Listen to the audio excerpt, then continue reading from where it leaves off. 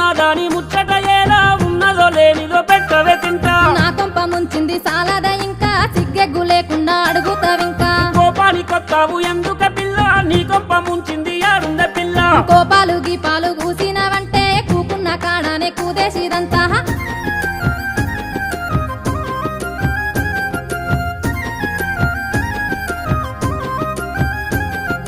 ఒట్టేసి చెబుతున్నా నా మాట నమ్మే ఆనాడే దానిల్లు మరిసినగా ఏ మందు పెట్టిందో మలుపుకున్నదో అరికోస పెట్టి సంపుతున్నవురో వారి తోరి అంటూ పిలుసుదా తిట్ట మగుడన్న మర్యాద లేనే లేదు అమ్మో రేషానికేమన్నా తక్కువ